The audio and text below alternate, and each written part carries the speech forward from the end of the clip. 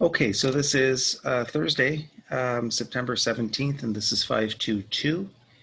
And we continue on with cleaning up our discussion of regression, kind of discussion and review. And then we get into classification methods, starting with logistic regression, and as we slowly switch over to discriminant analysis as well. So last time we were talking about bias and variance and things like that, and we got to this part where we were talking about the most important variables. Okay, so when you run a multiple regression, sometimes you want to know which are the most relevant variables in the regression. Well, the first thing to think about when you're doing that, when you're thinking about that problem, is to remember that in any regression, you have selected which variables are most important even before you've run the regression. How is that the case? Well, as we'll see in a paper pretty soon, you can call these things candidate predictors. So if this is my regression, y, x1, x2, x3, and these are in the regression right here, I've already decided they are important. Right, I've already decided that they are candidate predictors into the model. So whichever approach that I use to deem them important or to select predictors, I've already decided on a fundamental base that I'm going to consider these as important predictors, because there could be another predictor out here that isn't included in the model, right? You haven't included that one. And as we know from parameter estimates in regression and such, they're all going to change depending on which predictors you have in the model. So the number one most important thing about model building, and it kind of sounds pretty silly because it's actually not technological at all, it's actually what variables you're actually considering into the regression. So we want to make sure we realize that before we consider any of these approaches here among other approaches that you're looking at in the quant paper, etc. Okay. So these authors recommend that you can look at individual p-values, but if you have a lot of variables, okay, so if your number of variables is very large, well, you're going to make some false discoveries, not to mention sample size, right? The sample size issue. So we know that, if I have a regression with 5 predictors and I have based on thousands and thousands of observations, well, I can reject those null hypotheses. So it's not only the number of variables, but it's also the sample size involved in all those issues. So be very careful about simply interpreting those p-values.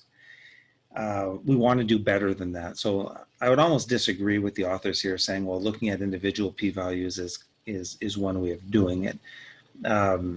Be aware of that.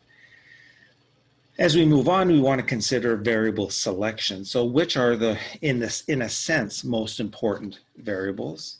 But again, that's hard to determine what importance means in this context, but let's consider these ideas of variable selection. Well, one way of doing it is to try out a whole bunch of different models. Okay, so you can try out a whole bunch of different models that each contain different subsets of predictors. Okay, for instance, for P2, we can consider 4 models. One model containing no variables, model containing X1, et cetera. And then we can select the best based on some selection criteria out of all these models we have considered. So how do we determine what's best? Well, we are going to talk about this more in chapter 6, but there's different indicators that we can use. And most of us are familiar with this adjusted R-squared. We've seen that before. And some of you may have also seen the AIC. This is also another indicator as well with Maslow's CP. But these are things that can be used. But that's testing a whole bunch of different models. Okay, that's not a bad approach. That's not a bad approach. In the absence of all theoretical information, doing a best subsets regression and doing a little search for what's that most favorable model is not a bad approach at all. The problem arises is if you have a lot of predictors. Okay, and as the authors note here, that there's going to be a total of 2 to the p models that contain subsets of p variables. That means even for moderate number of variables, trying every possible subset of predictors is infeasible. Okay, number gets really, really big.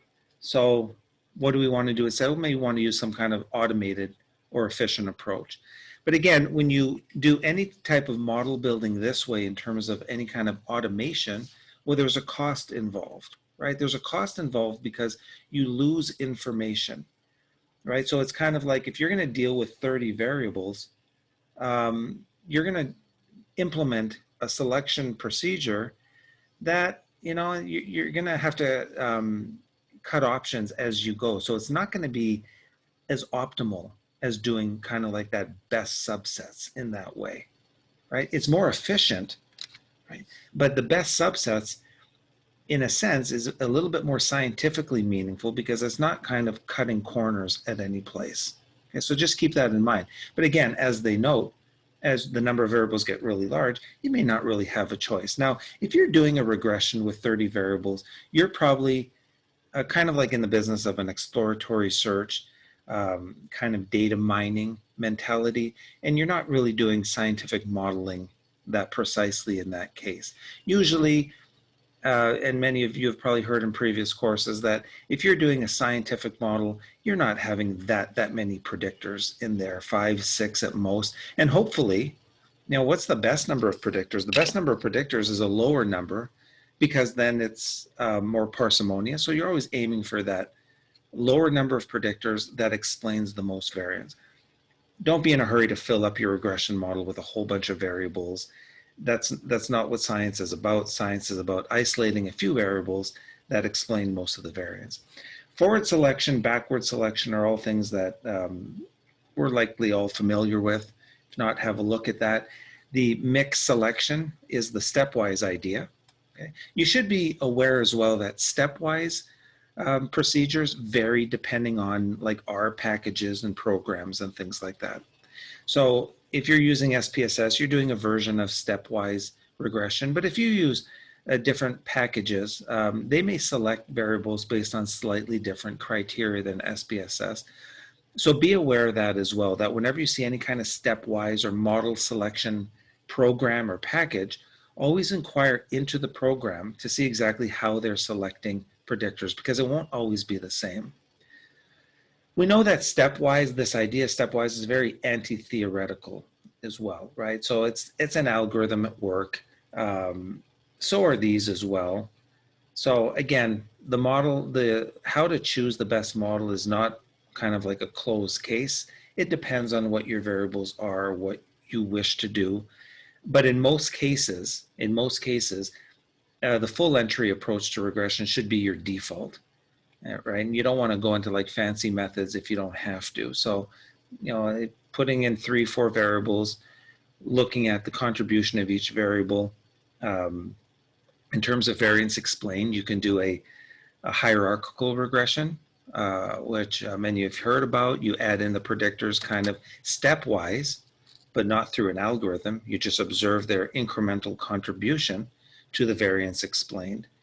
Okay, and that's actually equivalent to looking at the squared semi-partial correlation as you add predictors in. So that's a really nice way of kind of trying to assess variable importance. And many of you who are doing regressions in your labs, you're probably doing that already. You're adding in predictors in your regression, and hierarchical approach is a pretty popular approach for that. But just be aware of some of these issues when you do it. Model fit. Okay, so multiple regression, we want to see how the model fits. So we know that we can look at the increment in R squared. Multiple regression, turns out that the model fit is the correlation of Y and predicted Y squared. Now this here should make some sense because you're correlating observed values, right? Observed values with predicted values. And isn't that the goal? Right? Isn't that the goal of what you want to do? So when you look at this, that should kind of make some modeling sense to us. That's the purpose of the model, is to kind of, in a sense, replicate the observed values. So it makes sense that you'd want to get the squared correlation between the observed and the predicted. The extent to which this is equal to 1 is the extent to which you have a well-fitting model. Again, the R squared explains a large proportion of the variance, but it doesn't necessarily mean it's the correct model. It just means that it explains a large proportion of the variance. Different models can explain equally amounts of variance. So we don't want to say I found the true model or anything like that. Now, here's the big thing. There's always a small increase in R squared if we include new predictors. Okay. Theoretically, at least, there could be no increase, but it cannot decrease. Okay, so the author's statement is correct here to say that it's going to always increase the more variables are added to the models, even if those variables are only weakly associated with the response. That's not a small statement at all. Okay, that is something to kind of not, you don't just want to, read that and go, oh, that's interesting, and continue. You want to be like, wow, right? Just like this person, right? Like wow over here. And what's the reason for that? Well, the reason for that is when we take this stuff and use it for scientific prediction, I just want to pause for a second and look at this setup over here. So I have predictor 1, 2, 3, all the way to say x of 10. Now imagine I did this. I'm trying to predict y, and imagine that this predictor explained about 2% of the variance. This predictor explained about 2% of the variance. This one explained 2%. So I can build a model that has incremental amounts of variance explained. And in the end, hey, I can explain, 20, 25, 30, maybe 35% of the variance if I just keep adding enough predictors, right? So you think about this, that when you see a model that has quite a few predictors or even a small amount, ask yourself, how much is each predictor actually accounting for the response? Yeah, together, maybe this explains about 20% of the variance, but the amount of variance explained by each predictor, on average at least, could actually be quite low. So the point of this is, yes, you can have a reasonable R squared if you just keep adding in predictors. That's why sometimes in the literature you see models with 20 predictors, 15 predictors, something like that. And then the variance is explained as they're saying we're explaining 30% of the variance. And at some level, you have to look at that and you have to say, that's kind of like what I would have expected anyway, right? If you're going to put in a big number of predictors, you better be explaining a lot of variance. And each predictor might only be explaining 2 to 3% of the variance. So think about that. The model may actually be very, very weak, right? The model may actually be very weak, but you're adding in enough predictors in order to boost up R squared. There's nothing impressive about a model that has 10 to 15 predictors that explains 15% of the variance. There's nothing impressive of that at all. And you can think of it too, it's almost like there's really nothing going on. It's almost like the whole model is a wash. Okay, so be aware of that. Now, if you have 1 or 2 predictors that explain, this combination explains 15, 20%, still that's not very much, but at least it's like, wow, on average, this explains about 10%. This explains 10% over here. So that's more meaningful. So please be aware of that. Again, be critical about the models you interpret and see what's there. Best case scenario, you have 1 predictor that explains up to 100% of the variance. That's the best, right? That's what you're looking for. You're looking for 1 predictor, the best predictor, the one that explains most of the variance. That's always the goal. As you add in predictors, you're not becoming more scientifically sophisticated. You're actually reducing the sophistication, because all that's demonstrating is you have to model it with 10 predictors is that you're unable to actually find the predictor that has that most variance explained. Okay, so very important there, very important. Residual sums of squared error can increase when newspaper is added to the model. Here's the residual error over here. That's the residual sums of squares.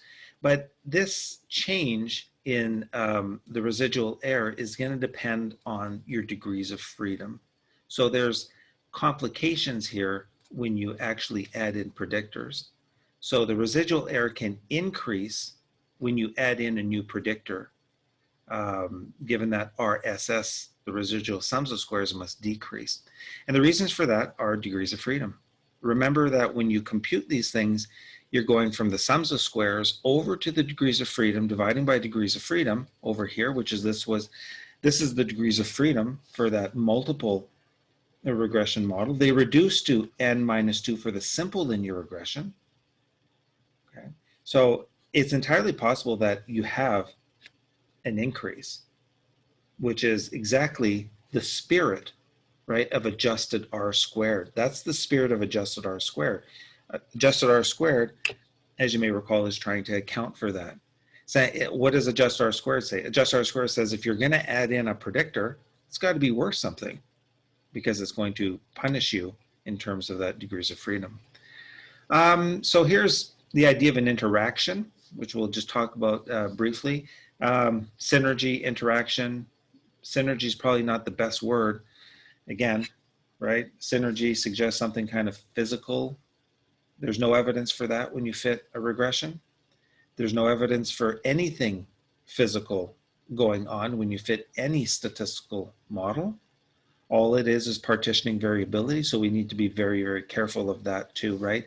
When you see synergy, that actually I think comes from the marketing literature, which isn't surprising because they want you to think that something more is going on than what might necessarily be the case. Okay, for predictions, we make predictions, so this is all good confidence intervals of how we're going to use the function. Here's something to consider here. Assuming a linear model for fx is almost always an approximation of reality, right? So we're trying to estimate fx, we're trying to estimate the function, and oftentimes we are assuming a linear model. So when we fit linear regression, linear multiple regression, we're assuming it's an approximation of reality. There's also an additional source of potentially reducible error, which we'll call the model bias, right? So you want to be able to get rid of the bias if you're fitting the model, but we're ignoring this discrepancy for now. So this basically relates to what we've talked about before, that we're assuming linearity here, but again, linearity may not be the best thing, right? Linearity may not be the best thing. It may be a different functional form. So most of you will be doing linear regressions, but always think about what the true functional form may be, even if you have a subset sample of that population. Because if you're kind of trying to plug into the wrong functional form, you know that you're going to have some problems with that model. Okay. Even if we knew the true values, the response cannot be predicted perfectly because of the random error. We've talked about irreducible error. We use prediction intervals to answer this question. Well, we've got the confidence interval, which we're all familiar with, we know.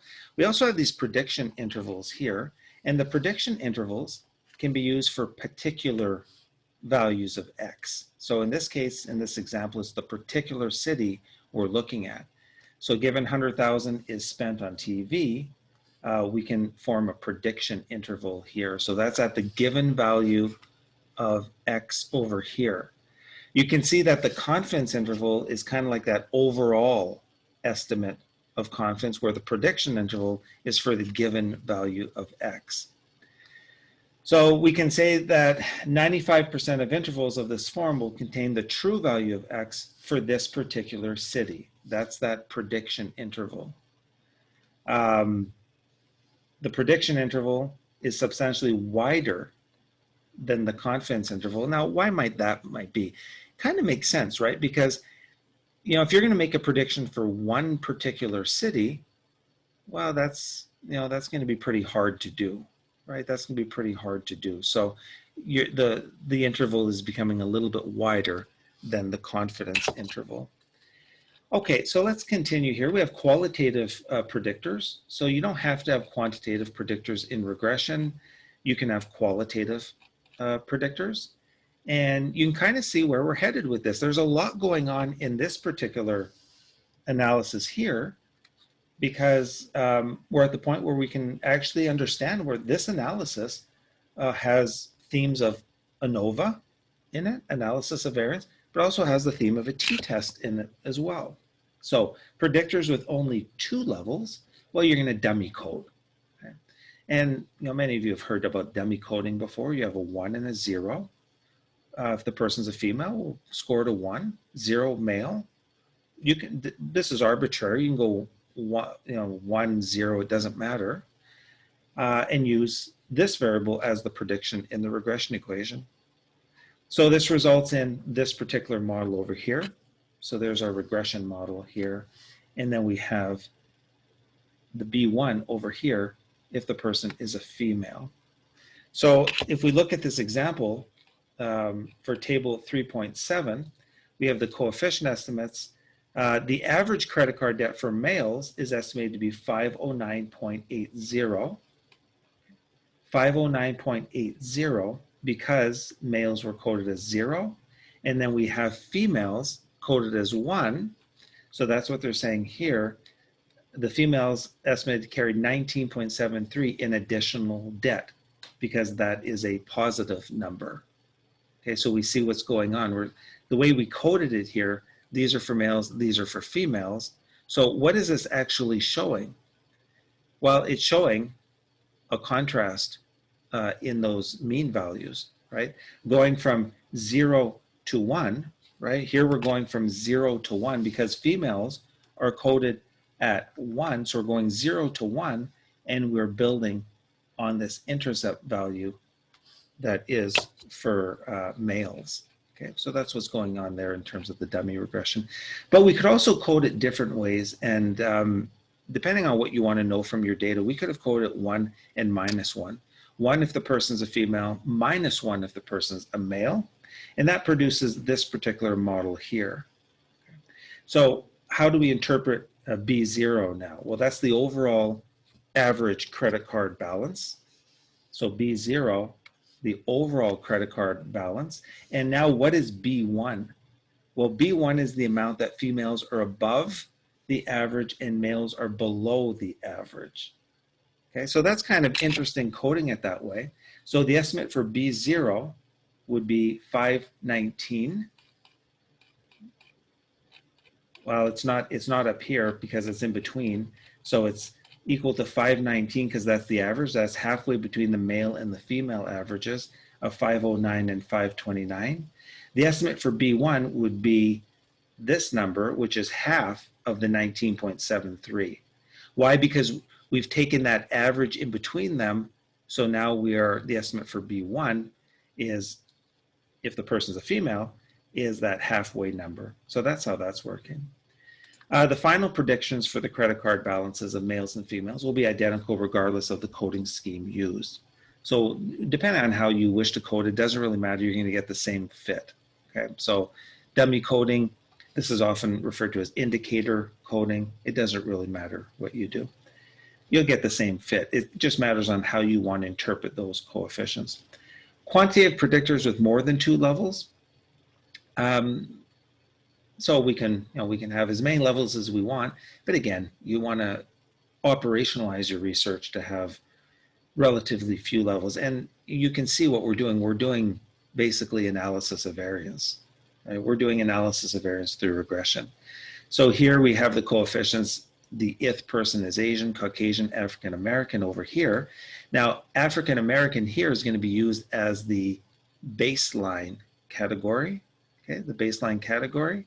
So we can say that B0 can be interpreted as the average credit card balance for African Americans because it's the baseline. B1 can be interpreted as the difference in the average balance between the Asian and African American categories. So that's what's going on there. So we're seeing we have a baseline category, and then what we're basically having in the regression are contrasts between the new category and the baseline. And similarly for B2 over here. So if you look here, you can see that here we've dummy coded this, and we'll talk about this in a second. And let's just look at table 3.8, which is up here. You see that the estimated balance for the baseline African American is 531. Okay, so that's baseline over here. Why? Because we coded that category 0. So because we coded that category 0, that's the baseline.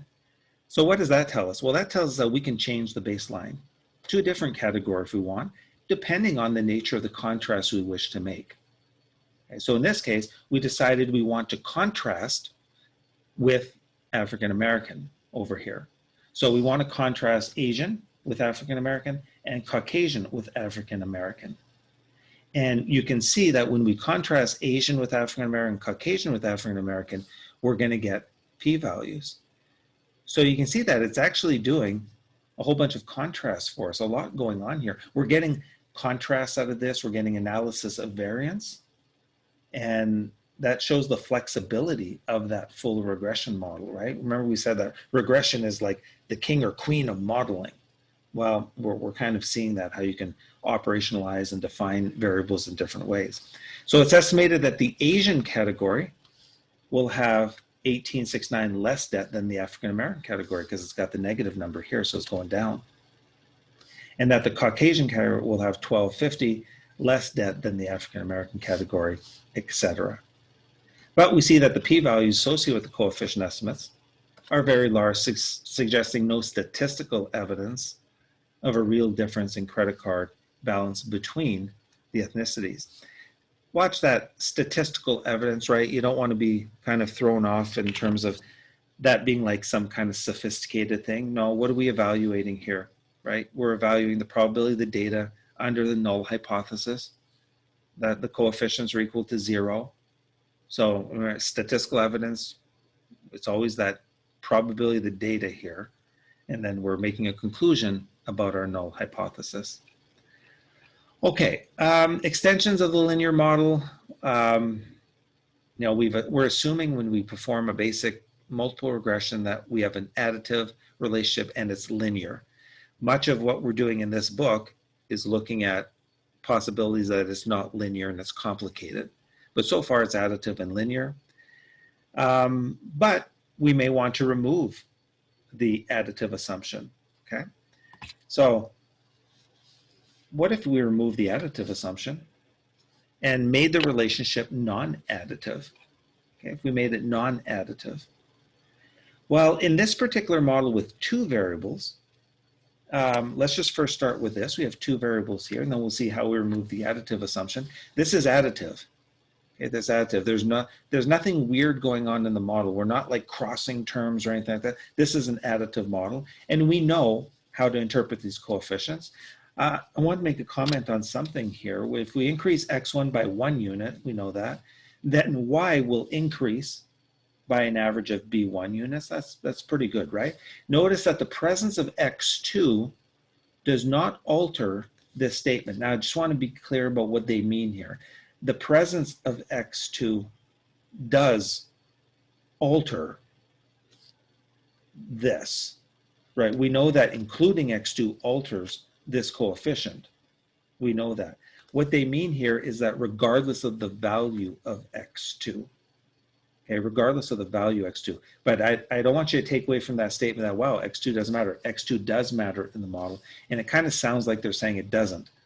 What they're saying is the value of x2 doesn't matter. That's a really important distinction.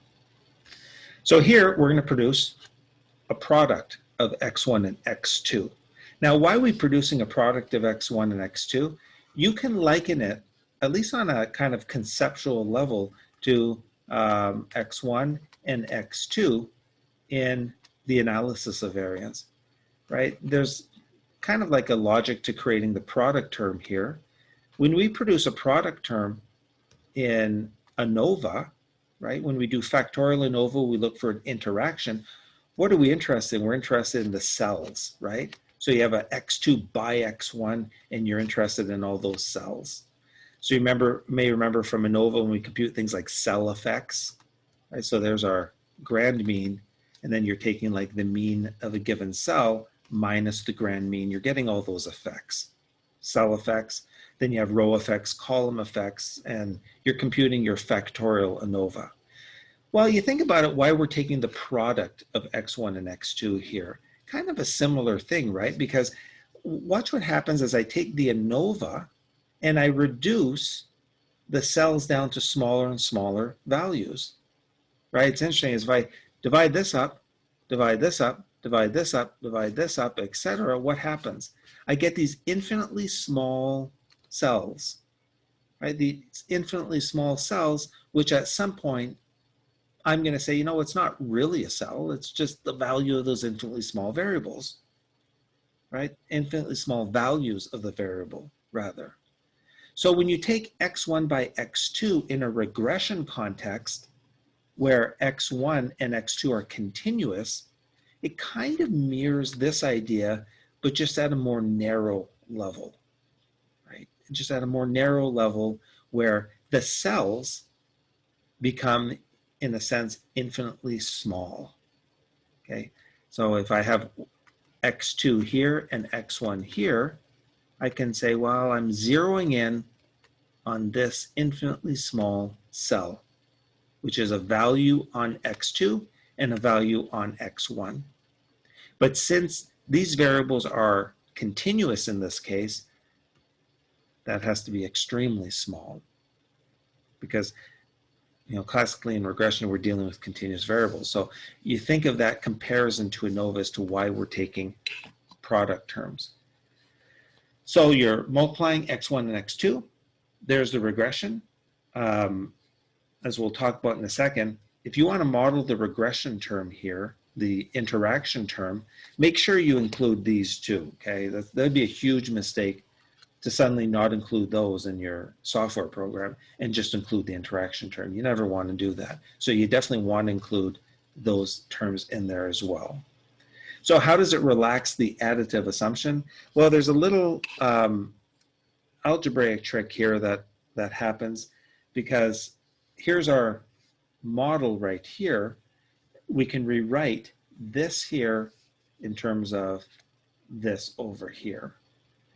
And if you look at how that comes about, that'll make some sense, because when you produce this product term, x1 by x2, notice that we've got the x1 and x2, so we can go b1, right? b1 is on its own, plus b3 x2 x1 plus b2 x2.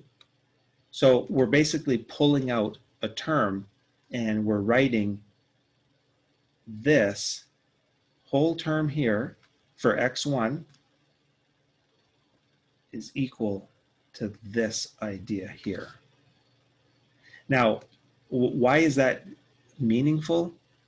That's because we're going to see that x1 and x2 are going to kind of depend on one another. And that's true up here. I mean, this is communicating it as well. But when you rewrite it in this form, you really see how they're depending, because you got the x2 and x1 right over here, and it has its coefficient here. And it shows a little bit better what's going on in terms of that kind of impact, not impact, but dependability between x1 and x2, as we're going to see in a second. So there's coefficients. There's our interaction coefficient.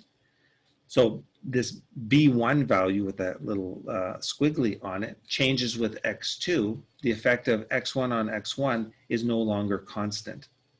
So this goes contrary to what we've seen in regression before, because in regression before, we said as x1 changes, right, as x1 changes, holding x2 constant, but that's no longer the case because you have that interaction term. So adjusting x2 will change the impact of x1 on y, okay? Be careful about impact here. Remember from the assignment, we talk about these things has an effect on, right? Has an effect on. Well, the example in the assignment, just as a quick recap of that, you had the sun height and I think it was the father height, taking the father height and making it predict the sun height, saying that, well, sun height is dependent on father height, or father height has an impact on sun height. Sun height doesn't sound as bad, right? It doesn't sound as bad as if you absolutely don't know what y and x are, because in this case, it's almost, you can say, because we know about heredity and genetics, that the father height is in a sense affecting the son height. But that's because those are physical variables. And we can kind of say, well, there's a genetic link there. So we already know from biology and heredity that there's a process going on there. So even if we say the father height impacts the son's height, that doesn't sound that bad given the context in which we're working with. And that's important. Now, the regression coefficients aren't telling us that, but it's kind of, personally, I don't mind using the word impact there because of the physical context. But that doesn't mean that X1 or X1 and Y are having a natural impact on themselves independent of the physical stuff. So we have to be aware of that we can't just take, convenience and say, well, these have impacts on one another if they actually don't in the physical modeling space that we're dealing with. So if your physical objects, if the context of your modeling actually permits you to make a statement like that, then go ahead and make it. Now, make it tentatively, just recognize that's coming from your research variables and not the model. I cannot stress that enough. And we've seen over the years, researchers kind of, these causal coefficients and things like that. It's only causal, as we'll see in a future reading, it's only semi-causal if you have a causal context. There's nothing causal about these coefficients. These are just like mathematical computations. So very important to realize that. So we've got our interaction here. Let's look at, we can say units is about a function equal to, here's the 3.4 plus 1.4 times workers times lines. So adding an additional line will increase expectantly. That's, I put in the word expectantly because they didn't do it. Still have to do expectation. The number of units produced by this many workers. Okay. So we see that increase the number of units by this amount because this is now our new coefficient right here by lines, and that's the convenience of looking at it in that particular context. Hence, the more workers we have, the stronger will be the effect for lines. Okay. That's the key. The more workers we have, the stronger the effect for lines because of this interaction idea and the way we've written it. Now, that doesn't happen if we don't model that product term. If we don't model the product term, then we're saying, as we increase the number of lines, holding constant workers, this is the effect on units. But here, the more workers we have, the stronger will be the effect of lines because this is now the new coefficient. The coefficient for lines is a function, okay, is a function in part of workers. That's expressed over here, but it's also neatly expressed over here. Increase in workers is also a function of lines in the opposite direction too. So you can say it both ways. Okay. The hierarchical principle states that if we include an interaction in a model, we should also include the main effects, even if the p-values associated with the coefficients are not significant. Okay, that's really important. We've talked about that as well. It doesn't matter if your main effects are statistically significant or not. You should be including those main effects in the model. Not should. You have to do it. You never put in the regression alone. So that's what that's dealing with over there. The concept of interaction applies well to qualitative variables. Okay. In this particular case, we're looking at just the difference in slopes between two categories. So there's our intercept plus B1 times income, B2 if the other person is a student, and 0 if the other person is not a student, and B0 plus B2, and then B0 if the person is not a student. So if you look at these lines over here, you'll see what the actual regressions are doing. Here you have two parallel lines, which mimics our interpretation of interactions in analysis of variance, that the lines are parallel. But here we have an interaction, right? And how do we express this idea of an interaction? We express it because the slopes are not parallel. Therefore, what are we looking at? We're looking at balance as a function of income. Okay, so balance is a function of income, right? Balance, function of income, is dependent on whether you're a student or non-student. Now, let's just talk about this for a second, because what's the key here? Well, here we don't have an interaction. There's no interaction happening. The lines are parallel, but what are we actually looking at? Balance is a function of income. Well, what is balance as a function of income?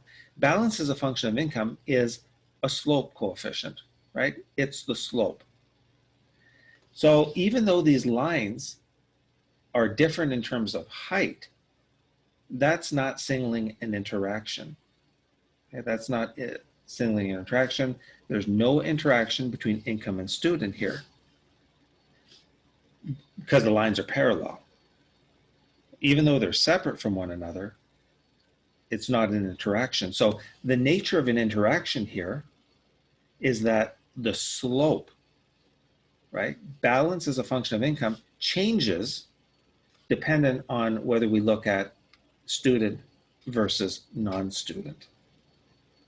That's what this is communicating. So when you do something like this, if you do it, you have to look for that non-parallelness. You can't just look for the change here, because that would be analogous to a factorial model where, like in the factorial model, what if you have something like this, right? You actually don't have an interaction. You're always looking for a change in the parallelness of the lines. And here we definitely have it.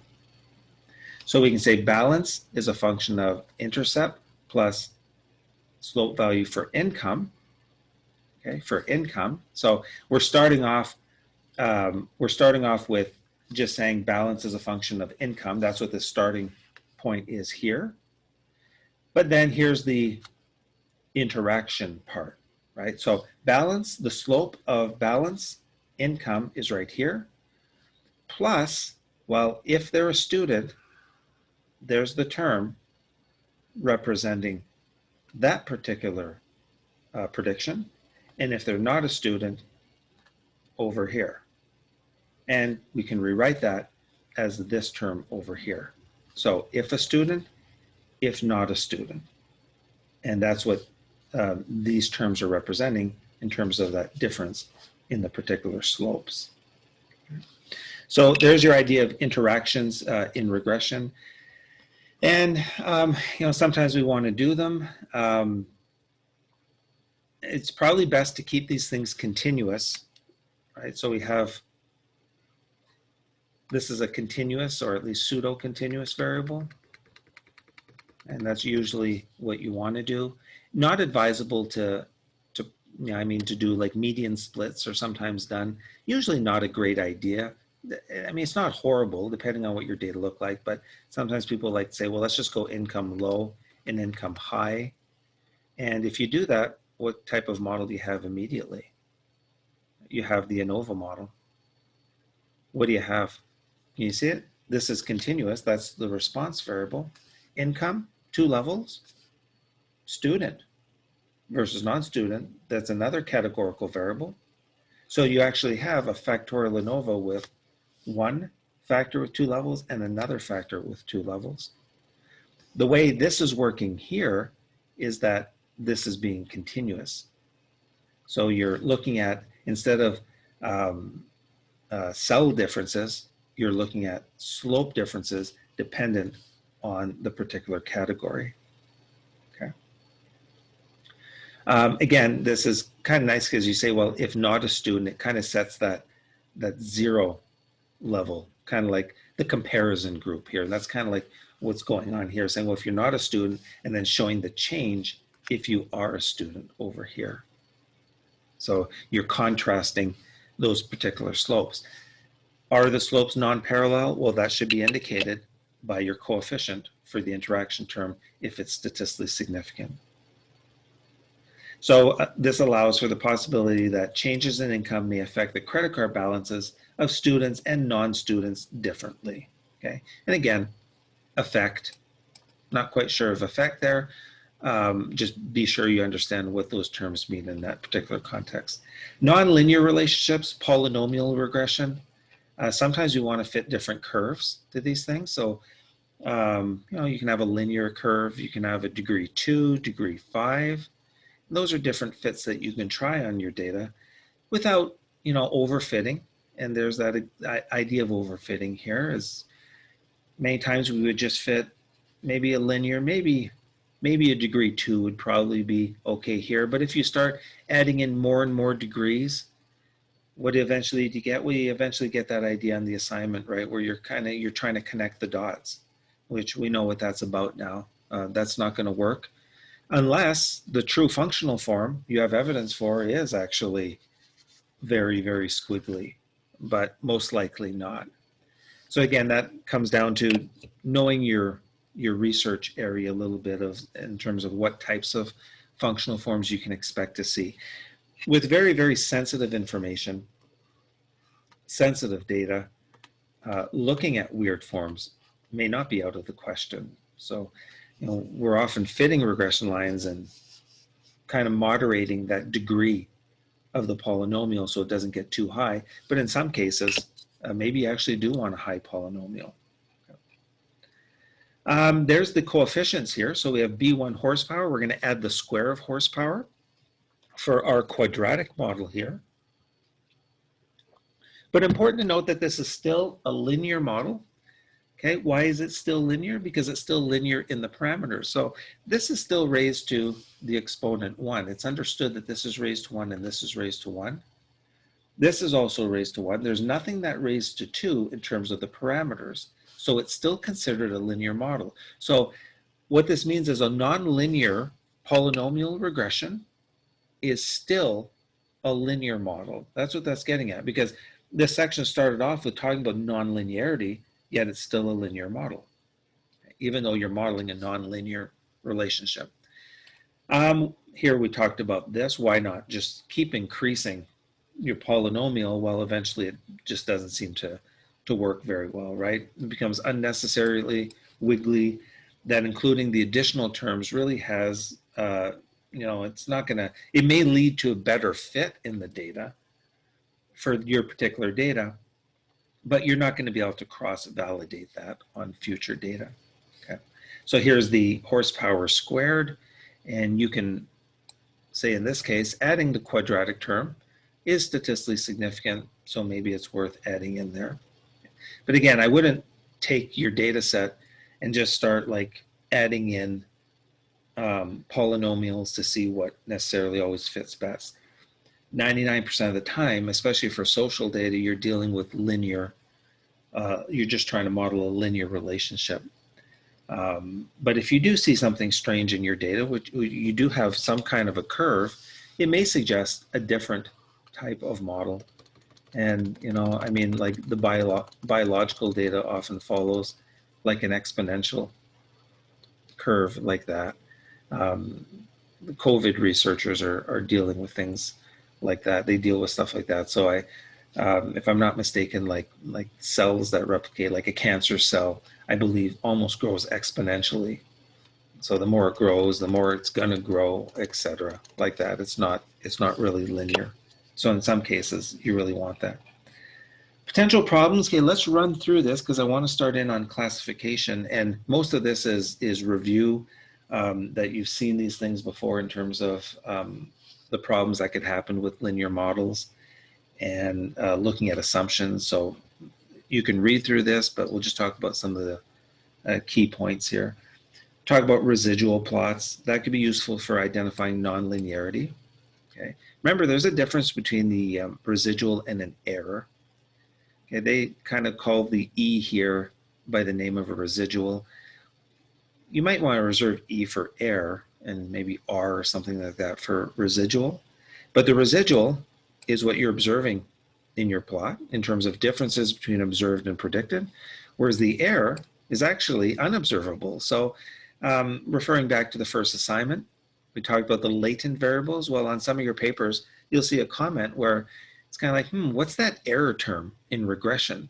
The error term in regression is kind of, could be considered a latent variable, right? So in the population regression model, when we get our E, which we never get this because we're always calculating residuals, we never have access to the true errors. But this variable here, this thing, it's probably made up of a whole bunch of different things, right? A whole bunch of different things. It's unobserved. There's a lot that contributes to it. So you can kind of consider this to be a latent variable. The errors are kind of latent. They're unobservable. Okay, that's one way of thinking about that.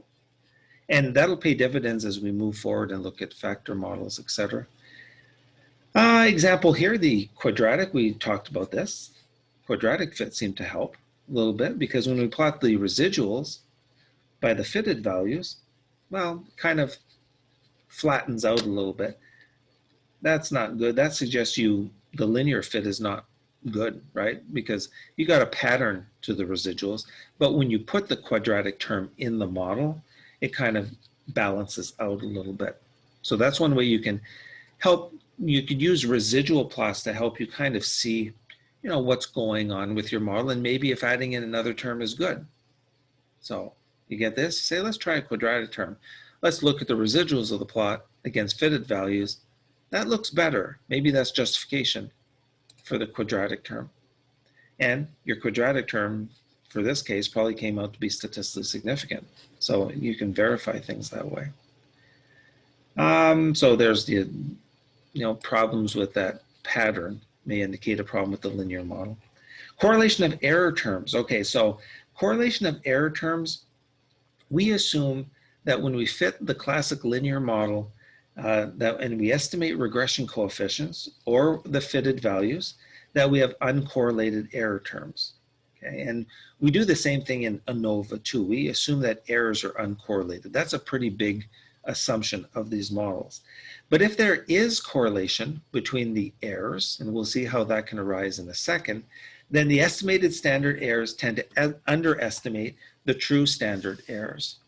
Okay? As a result, confidence and prediction intervals will be narrower than they should. Now, what does that mean? Well, they're narrower than they should, meaning you think you have more precision than you actually do. So that's kind of important, right? Because if you have correlated error terms, you're kind of pretending that you've found something that maybe you shouldn't, or the precision is better than it actually is. If the errors are correlated, we may have an unwarranted sense of confidence in our model because of that.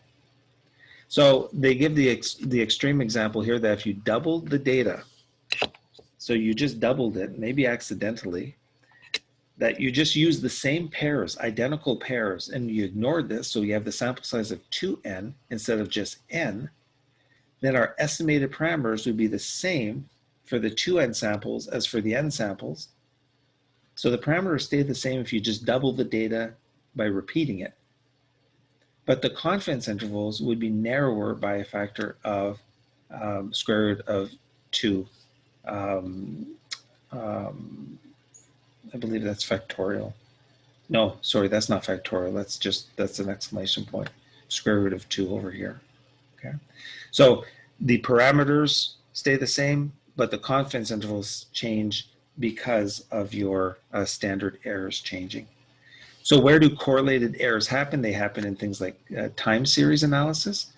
They don't happen so much in terms of regular regression routines, right? When you take a predictor, use it to predict y, you usually shouldn't have correlated errors. Looking at residual plots can help you try to identify those things, but it's usually when you have time series data where you might have adjacent time points positively correlated. So if we look here, they mention here, if you don't want to have correlated errors and you want to be sure of it, implement good experimental design, right? And that's really good because that's going to help reduce that possibility of correlated error. So again, can't stress that enough, that the experimental design is going to solve a lot of problems. Here we have correlation between errors for adjacent time points. Here there's no correlation, so this is kind of what we'd expect of the residuals across a time period on the x-axis. And here's as that correlation gets larger. Here's what the problem is, right, is these are adjacent, so they're kind of bunching up here. That might suggest that these errors are related to one another over here. So if you get plots like this and you're doing time series, we're not covering time series in this course, but if ever you find yourself doing a time series where you're looking at those errors and they bunch up like this, you have correlated errors. Okay. Non-constant variance of the error terms. Well, this probably rings a bell a little bit. When you look at the residual plot, you look at residuals by fitted values. If you ever get like a fan shape like this, that's probably you have a variance of error issue. And what does that mean? That means that here are my fitted values here. Look at the residual distribution for a fitted value of 15 compared to a fitted value of 25. It's much wider here, right? We're violating that variance assumption, okay? Homoscedasticity of variance is being violated. Now you can do transformations on your data where here you're taking the response as the log of y instead of just y, and it helps with the variance assumption. So if you log transform it. Now, doing transformations on your response variable should not be like done willy-nilly just to satisfy an assumption completely. If it's really, really out of whack, you might want to consider it, but if it's not too bad, like here, I personally probably wouldn't even transform that variable. I would just take note of this violation. I might report it. I might say the variance is a little weak, but as soon as you transform things to appease the model, it could be a little bit harder to interpret. Okay, but this is a demonstration that if you do make the transformation, you're going to improve the variance assumption, but it doesn't mean you should be doing that in every case. Okay? And also, if you have a real problem with the variances, it could also indicate that you need to look at your measurement and look at your data a little bit more closely and not just start on a transformation. This might signal something unique about your data that you need to look at, even in terms of how the response variable is distributed and how it was measured. So if you get an extreme plot, get curious and do some exploratory analysis on your data a little bit before just transforming it. Let's talk a little bit about the outliers. Here we have a studentized residual. Okay, here's the residual plot identifies the outlier. Here's a residual here. So this one's getting pretty extreme. And here's another pretty extreme here. So what are these studentized residuals? When you're looking at residuals, you're dividing each residual by its estimated standard error. And that's what a studentized residual is. Observations whose studentized residuals are greater than 3 are possible values for outliers. Okay. So if you get a pretty big studentized residual, you might want to consider it to be an outlier or not, depending on the nature of your data. One safe way is to fit it with and without the residual and see how that affects your model fit as well. So if you identify an extreme point over here, well, you might want to fit it with point number 20 and then without, because, clearly point over here, that 20, that's not really kind of behaving well with your regression.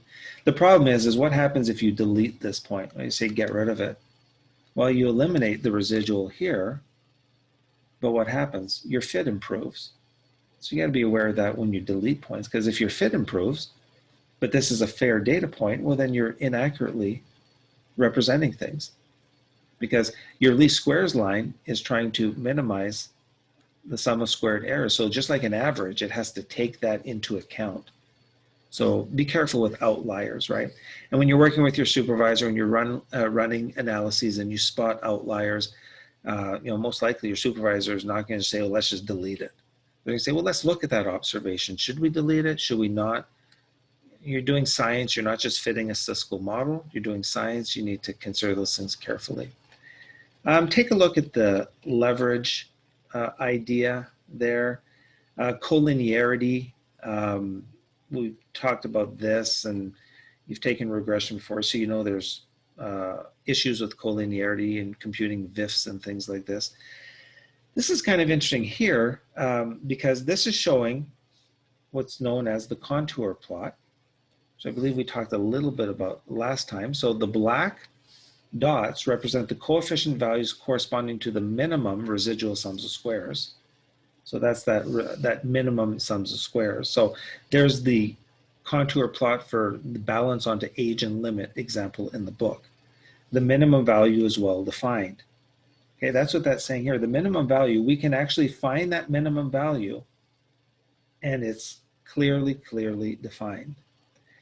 But if you have collinearity, there are many pairings with similar values of the residual sums of squares. And that's what's being shown over here. So here it's very clear, but here you've got some possible, more than one possible value that can have that minimum. That's what that's showing here. It's nice when you have the contours like this because you can zero in on that minimum. But here when you have that collinearity, there's different values that can produce the same or similar, at least, residual sums of squares. What does that translate to? What that translates to is that if you have collinearity, it results in a great deal of uncertainty in the coefficient estimates. And you may have heard in your previous regression course, it inflates the standard errors. Collinearity has the idea of inflating the standard errors. Model 1, Model 2, here we have some collinearity going on. So it's inflating that standard error. It's making it larger than it should be in reality. Okay? Here it's a 12-fold increase due to the collinearity. And if it inflates it, look what happens. Limit, no longer statistically significant. Why? Because we're dividing the coefficient by that standard error. So we don't have this situation anymore. We have this one over here. Power, it's going to inflate the standard error. Inflates your standard error, decreases your power. Their definition of power here, probability of correctly detecting a non-zero coefficient, right? That's the same thing conceptually as probability of finding, something in that alternative hypothesis if it's non-zero. If it's non-zero, then nothing's going to be found no matter what.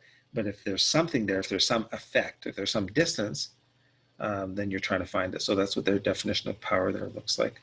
Variance inflation factor, talked about that. You should know that from previous regression. There's your formula for VIF. So you're looking at your VIF values close to 1, then collinearity is present.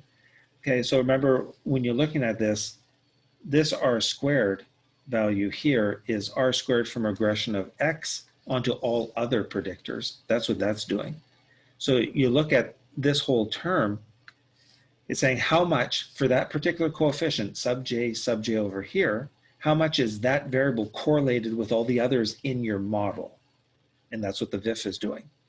So that's why it's saying 1 minus that whole R squared. Again, it's model specific. You take in another predictor, the VIFs change, collinearity changes. So be aware of that as well. It's always within the system. How do you deal with collinearity?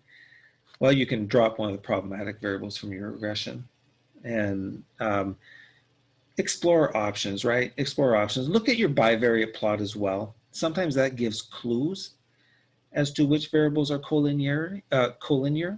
I wouldn't rely on the bivariate plot of the correlation matrix alone. Okay, I wouldn't rely on the correlation matrix alone because that can miss collinearity. X1, X2, X3, that can definitely miss collinearity. Why? Because of this idea, because this is a multivariable idea, and this is a bivariate idea. But both can be used to try to target collinearity. And oftentimes, I mean, if you see a predictor with a high VIF and you see, well, X1 and X2 have a high correlation, then maybe you can kind of isolate that predictor that's kind of really correlated with another one, and then maybe, you know, reduce one of them. Like, there's no sense in measuring you know, age in months and years. That would be absolutely silly, right? That measure the same thing. Usually it's not that obvious, but you have to look at it and say, okay, maybe I can do without this variable and get rid of it. So this is all stuff we've talked about. Is the relationship linear, et cetera, et cetera. Okay. Have a read of this. As we get into discriminant analysis, we're going to talk more about this k nearest neighbors idea and a non-parametric approach. So what this is dealing with is, instead of fitting a parametric model, it's dealing with a non-parametric model. And have a read of this, and we will talk about it as we get into discriminant analysis.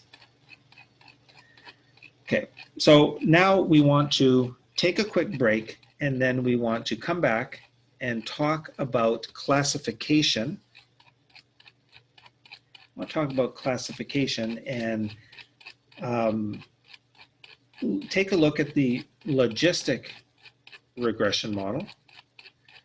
And we've so far assumed that our response variable, if this chapter will ever end, we've so far assumed that our response variable is continuous, but now we're going to have a binary response. That's what's going to be meant by classification. So why don't we take a quick break, we'll come back and we'll survey the logistic model, and then we'll kind of point our way into discriminant analysis, which will also require us to look at the multivariate analysis of variance, which I will talk about after the break. So quick break, be right back.